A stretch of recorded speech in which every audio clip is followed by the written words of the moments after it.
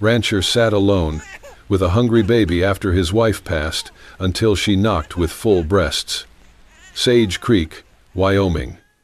Winter, 1879. The wind screamed across the plains, tearing through the barbed wire fences and slamming into the wooden frame of the ranch house. Snow blew sideways in thin, sharp blades, slicing the air like razors. It was the kind of cold that cracked lips and cut through wool. Inside the cabin, a baby cried.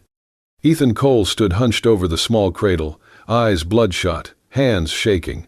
His thick flannel shirt was damp with sweat, despite the chill. In his arms, baby Grace screamed, her little fists clenched, her face red and scrunched with hunger and frustration. "Come on, sweetheart," he muttered, trying once again to guide the bottle of goat's milk to her lips. "Please, just a little."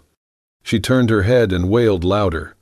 The bottle slipped from his fingers and rolled across the wooden floor.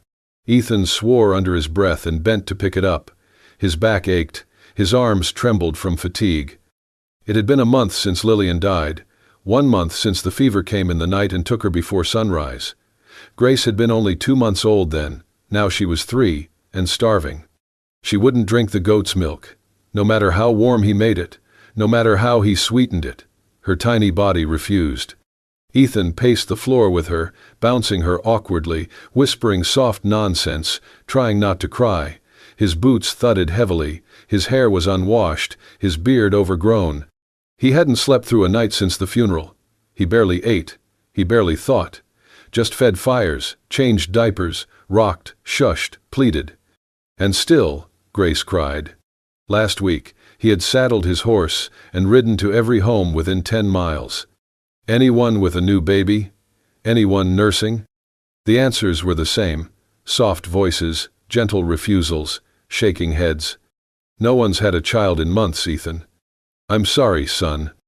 His last stop was the church. Even the pastor looked at him with pity. "There's nothing I can do but pray." So Ethan returned home and wrote a sign in shaky, blocky letters. "Need help. Infant hungry. Breast milk needed." He nailed it to the front gate. The wind tried to tear it down. He hammered it again and again. 4 days had passed. No one came. That night, a storm rolled in. The fire in the hearth sputtered, casting flickering shadows across the room. Outside, the snow thickened, tapping the windows like bony fingers. And Grace screamed. Ethan dropped into the rocking chair by the fire, pulling her close to his chest. His big arms wrapped around her small, writhing body. He kissed her damp forehead. "I'm trying," he whispered. "I don't know what else to do." She wailed louder, her cries raw and hoarse from hours of hunger. He rocked harder, faster. "I used to be the strongest man on this ranch," he muttered, voice cracking. "Now I'm just a father with shaking hands who can't feed his own child." His eyes burned, his throat closed. The storm outside howled louder. Inside, Grace's cries didn't stop. And Ethan Cole, rancher, widower, once the toughest man in Sage Creek, held his starving daughter in the dark and felt himself break. The rain struck the roof like fists, relentless and angry. Outside, wind howled through the prairie, lashing the cabin with wet gusts that crept through every seam and crack. Inside, Ethan Cole slumped in his chair, boots still muddy from the day, holding his 3-month-old daughter to his chest. Grace screamed, her tiny body curled against him, fists clenched in hunger and frustration. Ethan rocked her, humming broken lullabies. "Please, baby girl, please." Then, knock, knock, knock. He flinched. The sudden noise startled both him and Grace. Her wail paused only for a breath, then rose again. Another knock, urgent, shaky. Ethan rose, arms tightening around his daughter. He cracked the door. Wind slapped him in the face. A woman stood there, soaked to the skin, clutching a small cloth bag. Her cloak hung heavy with rain. Wet strands of hair clung to her cheeks. "Please," she said, voice barely audible over the storm, "I just need a place to stay for the night." He stepped aside without a word. She entered slowly, dripping water onto the floorboards. Then it happened. Grace screamed again, sharp, high-pitched, desperate. The woman stopped cold. Her eyes locked on the infant, her breath caught. Her hand flew to her chest, pressing over the fabric of her blouse, where dark stains had begun to spread. She took a step back, eyes wide. Tears filled them instantly. She began, then faltered. 5 months ago, I gave birth to a boy. He died 2 months later. She bit her lip, trembling. Since then, my body, it doesn't understand he's gone. The milk still comes. Every day, I throw it away. Every drop hurts. Ethan didn't speak. His throat was too tight. She's hungry, the woman whispered. Let me help, please. He hesitated, then nodded. She set down her bag. Her hands shook as she approached. She unfastened the front of her blouse with delicate, practiced motions, her breath ragged. Ethan held Grace toward her. The woman took the baby into her arms like she was made to do so. Her lips trembled. Her eyes never left Grace's face. The baby rooted instinctively, whimpering. Then, contact. She latched, her mouth pressing eagerly. A loud suck, then another. Her tiny body shuddered with relief. The woman gasped. Tears streamed down her cheeks as milk flowed. Her shoulders heaved with silent sobs. Grace nursed like a starving animal, each swallow audible in the hush of the storm. The room filled with the sound, the rhythmic sucking, the baby's soft sighs, the woman's gentle murmurs. It's okay. Eat, little one. I've got you. Ethan watched. His heart clenched. He had tried everything, every bottle, every trick. Nothing had worked. But now, in the arms of this soaked, trembling stranger, his daughter found peace. The woman closed her eyes. A single word escaped her lips. Thank you. Grace suckled slower now, content. Her fists loosened. Her cries faded. Ethan stepped forward and gently draped a blanket around both of them. She opened her eyes, looked up. What's your name? He asked softly. Clara, she said. Clara Bennett. I'm Ethan. And that's Grace. Clara looked down at the baby, who now rested quietly against her chest. She kissed her forehead. The storm still raged outside. But inside the cabin, something warm had taken root, a thread, a bond. Between a grieving woman, a desperate father, and a child who had finally found what she needed most: milk, warmth, and a heartbeat to rest against. The storm passed, but Clara stayed. Not by any formal invitation, not by words even, but by necessity. Grace needed feeding every few hours. Ethan, silent and sleep-starved, never asked her to go. And Clara, with her satchel tucked beneath the cot and her shawl drying by the fire, simply remained. She rose with the baby, fed her while the stars still clung to the sky, and laid her gently back to sleep before the first orange light cracked across the plain. Her hands moved with natural grace, wiping Grace's chin, humming under her breath, folding small clothes Ethan had never managed to wash properly. Ethan watched, quietly. That first morning, he hammered together a second bed frame, rough pine, nothing fancy, but sturdy. When Clara stepped into the cabin from the well with a bucket of water, she saw it already set up in the corner, a wool blanket folded neatly on top. She blinked, surprised. You didn't have to. Ethan rubbed the back of his neck. It ain't much, but it's yours while you're here. She smiled, soft. It's more than I had last night. Later, he left a small tin jar by her wash basin. Inside, thick yellow bear fat rendered himself from the winter hunt. A note, scrawled in blocky letters, for your hands. She didn't speak of it, but her fingers traced the jar before she opened it. In return, Clara cooked. Simple food. Beans simmered with a strip of pork, wild onions boiled into broth. She swept the floor each morning and hung Grace's washed clothes over the stove to dry. At night, after the baby nursed and fell asleep curled into her shoulder, Clara sometimes sat by the hearth, wiping tears from her face while pretending to sew. Ethan saw them, but he never asked. One evening, as the wind howled low outside and snow danced like ash in the dark, Clara spoke first. "She was beautiful," Ethan said, unprompted. "My wife." Clara didn't turn. He stared into the fire. "Her name was Mary. She liked to sing when she churned butter. Drove me crazy some days." He smiled, faint and crooked. "She bled too much after Grace was born. We thought she'd be fine. She wasn't." The fire popped. Clara nodded slowly. "My son was named Thomas. He got sick, fever. Nothing helped." She looked down at her hands. "I still dream about him, not his death, just him sleeping, or smiling." Grace stirred in her arms, then settled again. Ethan watched the baby for a moment, then stood and added more wood to the fire. When he turned, Clara had unbuttoned her bodice to nurse Grace, and instinctively Ethan turned away. He busied himself with the flames, saying nothing. Clara noticed. She looked at the strong lines of his back, the way his shoulders carried weight. He never spoke aloud. "Thank you," she whispered. He didn't respond, but his hand stilled on the fire poker. Word of Clara's presence didn't take long to reach the town. Sage Creek was small, and nothing stayed quiet for long. She just showed up, alone? From where? Strange, don't you think? 2 months a widow and now living with a man? She's feeding his child, for God's sake. And what does she want for it? Clara heard none of this directly. But she felt it. The stares when she passed through town for cloth or oats, the pauses in conversation.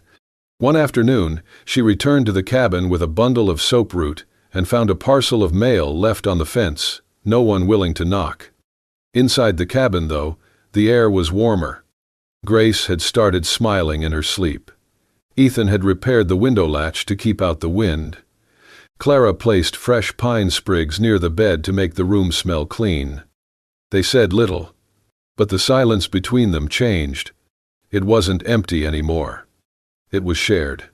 A quiet understanding rooted itself in the smallest things: how Ethan always left water warming for her in the mornings, how Clara folded his shirts even when he didn't ask, how, when Grace cried at night, Clara rose first, but Ethan always followed, just behind, ready with a blanket or candle. They never spoke of staying, but neither spoke of leaving. And slowly, without permission or plan, they began to build something, not from promises or plans, but from small, necessary kindnesses. The snow fell heavier that week, blanketing Sage Creek in a quiet hush. But no snow could bury the voices that began to whisper.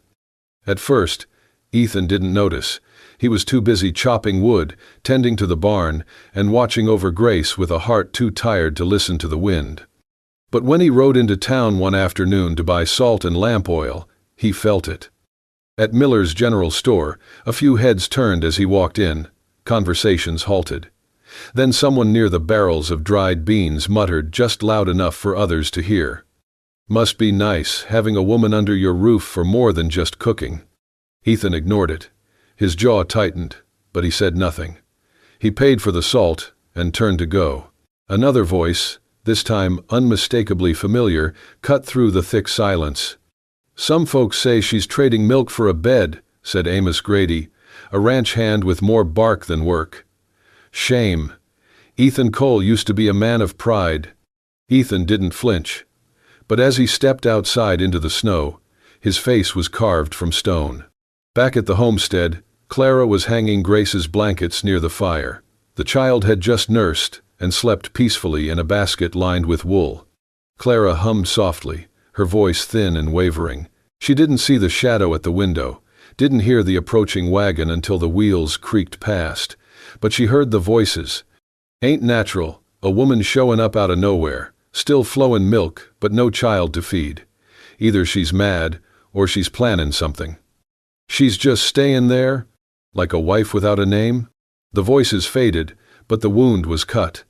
Clara sat down hard on the edge of the hearth. Her arms trembled. She stared into the fire. Her hands moved to her chest, warm, still full. The reminder of what she had lost. She rose and walked to Grace's basket. The baby stirred, blinked, then began to fuss. "I've got you," Clara whispered, lifting her into her arms. You're safe, little one. I won't let them take you." Her voice cracked. That night, as wind clawed against the walls and snow tapped the shutters like ghostly fingers, Clara sat awake, rocking Grace. Her eyes were hollow with sleeplessness, her breath unsteady. She had not told Ethan what she heard. She could not. In the early hours, just before dawn, Clara stood. She dressed quickly, wrapped Grace tightly in her shawl, and slipped out into the storm. The cold was bitter, slicing through cloth and skin. Clara stumbled through the snow, holding Grace close, her steps uneven, disoriented. She had no destination, only the haunting thought. If I stay, they'll take her from me. They'll make me leave. I'll lose her, too. Grace began to cry, louder, desperate. "Hush, hush," Clara sobbed, her own voice trembling. "Please, baby, please." The child's wails pierced the silence, her breath catching from the cold. Clara dropped to her knees near a thicket of trees, shielding the baby with her body, her hair soaked through, her shoulders shaking. Her arms wrapped tighter, too tight, her mind blurred. "They don't know, they don't understand. You're mine, you're all I have left." She rocked forward and back, whispering nonsense, tears frozen on her cheeks. The wind howled, the baby cried. And no one knew she was gone, not yet. The wind howled like a wounded animal through the bare cottonwoods. Snow swept across the plains in violent bursts, erasing tracks within minutes. Inside the cabin, the fire had burned low, and the silence was unnatural. Ethan stirred from restless sleep on the floor beside Grace's empty cradle. His hand reached for her instinctively, and found only cold wool. Then the silence hit him.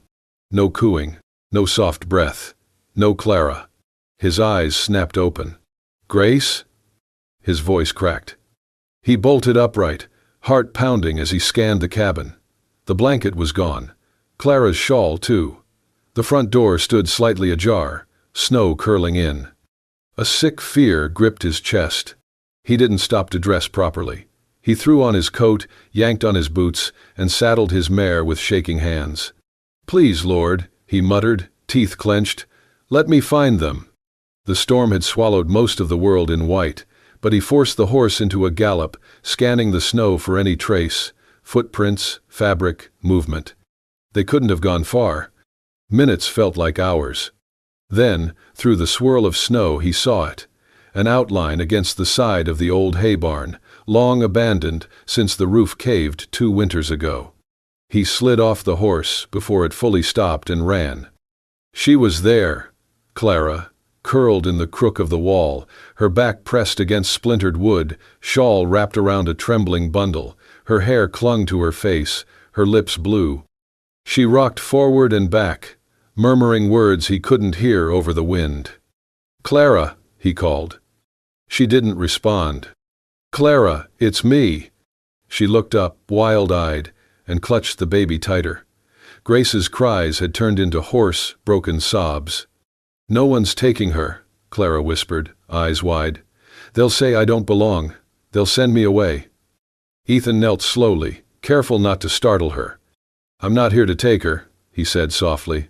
"I'm here to bring you both home." Tears streaked down Clara's cheeks.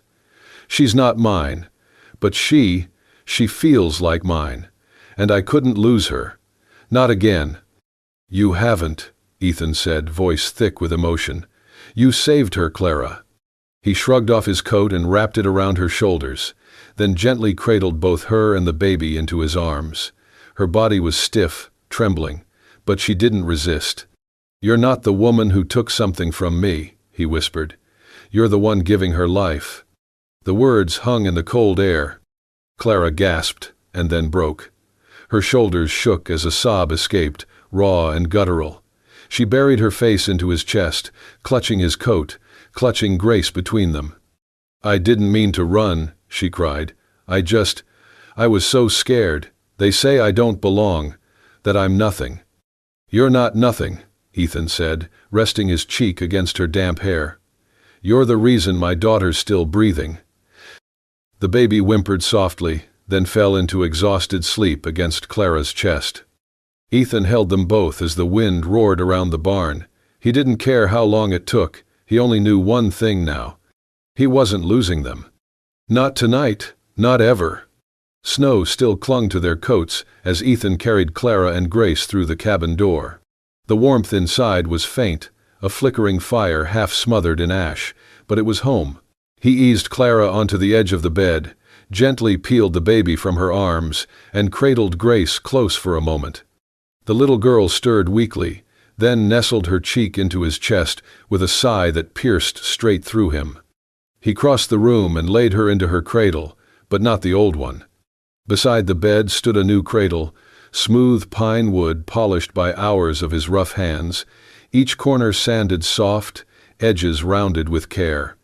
It had taken 3 nights of sleepless work by candlelight. He'd planned to give it to Grace for her 4th month. But now, he realized, it belonged to both of them. Clara looked at it, eyes wide, lips trembling. "You built that?" Ethan nodded. "For her. For you." Clara lowered her gaze. Her hands trembled slightly in her lap, clasping and unclasping. The silence between them was deep, but not cold. He walked back to the hearth, added a fresh log, and stoked the fire until the flames licked up strong and golden. Then he turned back and crossed the room in 2 quiet steps. He crouched in front of her, voice low. "You don't have to leave," he said. Clara looked up, startled. "You don't owe me anything," he continued, eyes steady. "But I'd be a damn fool to let you walk away without saying this." He reached for her hand, rough fingers brushing hers. "Stay." Clara's lips parted, breath catching in her throat. "Stay and be her mother, not just for tonight, not just until spring, for good." Clara shook her head slowly, blinking back tears. "Ethan, I'm not whole. I lost my baby. I still wake up, thinking I hear him cry." Her voice cracked. "I look at Grace, and sometimes I see him. Then I remember he's gone, and I'm terrified. Terrified I'll lose her too." Ethan tightened his grip on her hand. "That fear? I live with it every day, every damn minute since Ruth passed." His voice softened. "But Grace, she's here, because of you. She sleeps now, because of you." Clara looked toward the cradle. Grace was curled like a kitten, one fist by her cheek, her breath even. "You didn't steal her," Ethan said. "You saved her." Tears slid down Clara's cheeks. She didn't speak. "Whatever it is you're carrying," he whispered, "you don't have to carry it alone. Not anymore." The wind howled outside, but inside the fire cracked steady and warm. Clara reached out with trembling hands and cupped his cheek. Her eyes searched his, full of grief and longing, and something softer, hope. "You really want me to stay?" Ethan's voice was firm. "I need you to stay. But more than that, Grace needs you."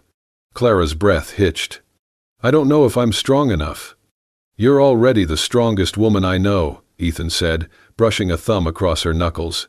"You've already done the hardest thing in the world, given love when you had every reason to shut it away." Clara leaned forward and pressed her forehead against his. "Okay," she whispered. "I'll stay." Ethan exhaled, shoulders sagging, like something heavy had finally slipped free. He stood, gently pulled the quilt over her shoulders, then sat beside her on the edge of the bed. Clara turned her face toward the cradle, where their girl slept, full and warm. And for the first time in a long, long time, she felt like maybe, just maybe, this wasn't the end of her story. It was the beginning.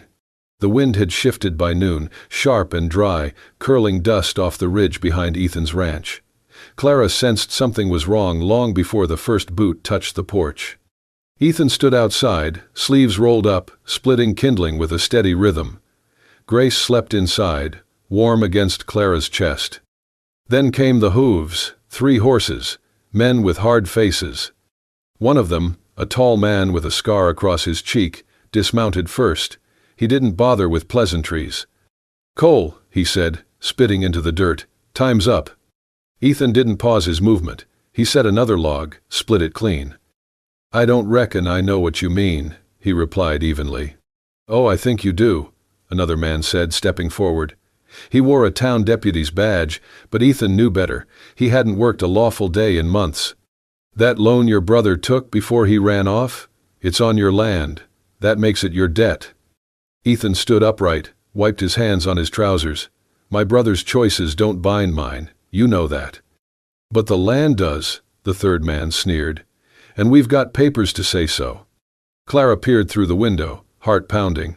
She clutched Grace tighter, her breath shallow.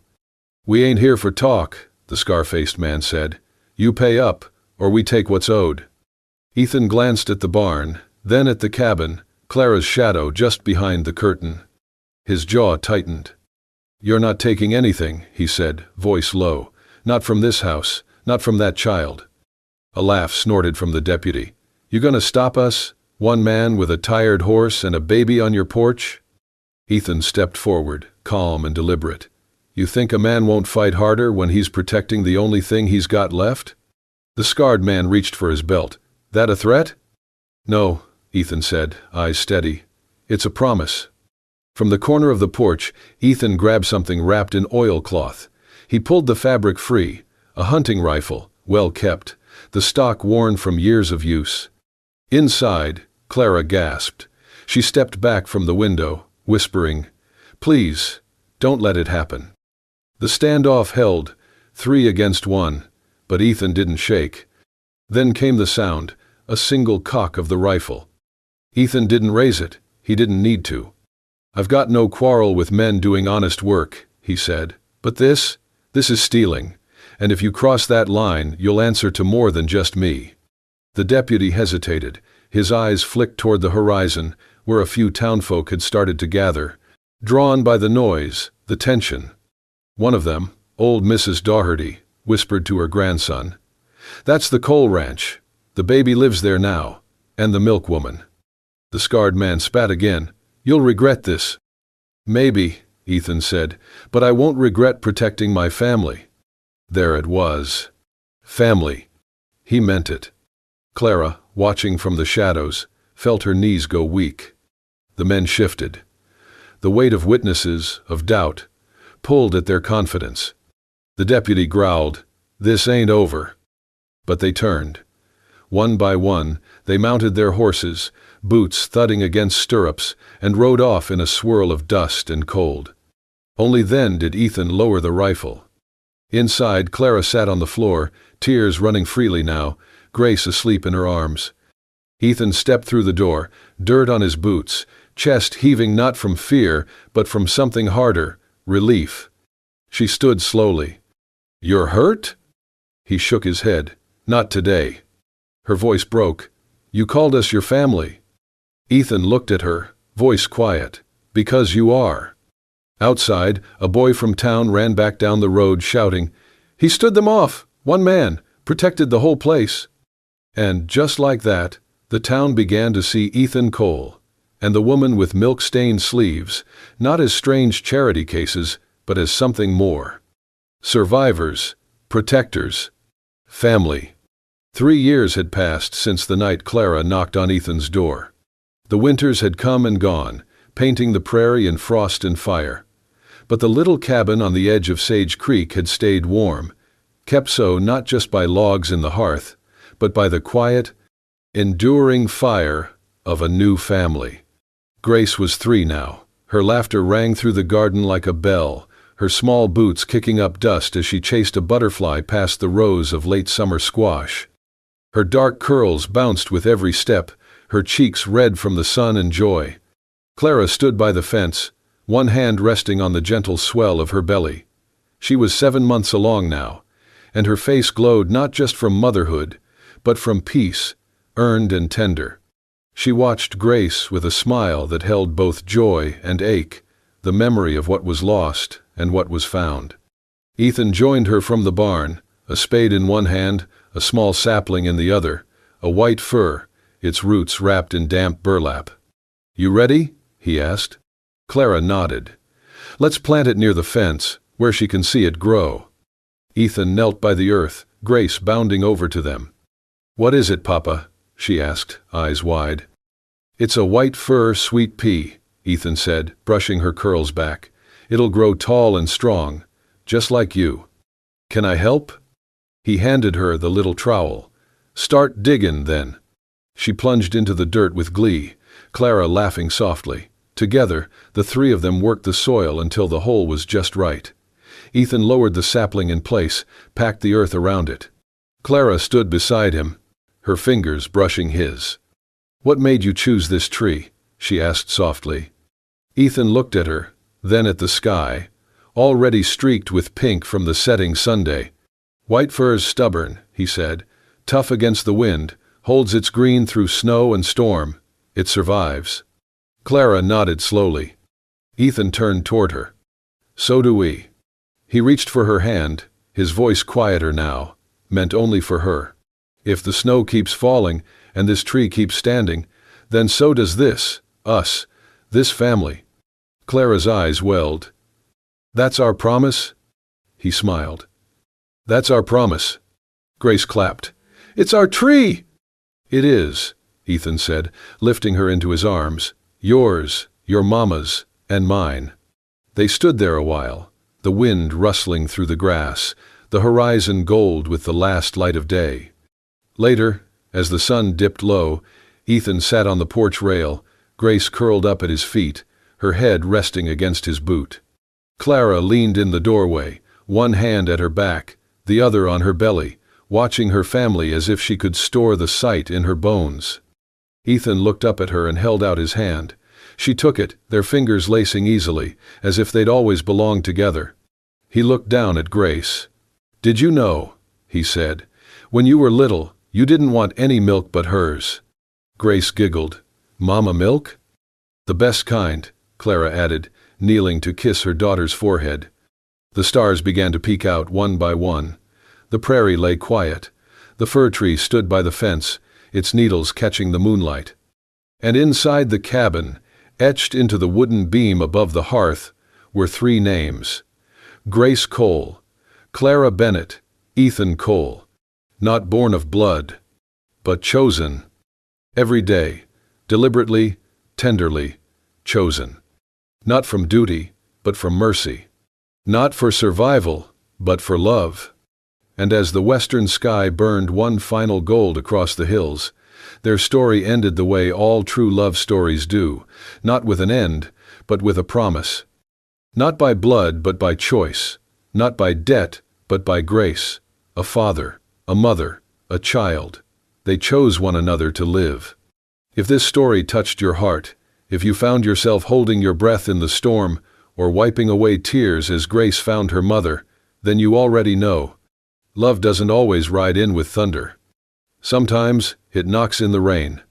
Sometimes it comes with trembling hands, a baby's hungry cry, and a man willing to stay. In the wild, untamed heart of the West, it's not always blood that makes a family. It's courage, it's grace, it's choice. And this was one love story of many. If you believe in stories where love heals what loss broke, where strength is quiet and loyalty runs deep, then don't ride off just yet. Hit that hype button. Subscribe to Wild West Love Stories for more tales where hearts find each other across the dust and wind. The prairie is wide, the fire's still warm, and somewhere out there, another story is just beginning. We'll be here to tell it. Come ride with us.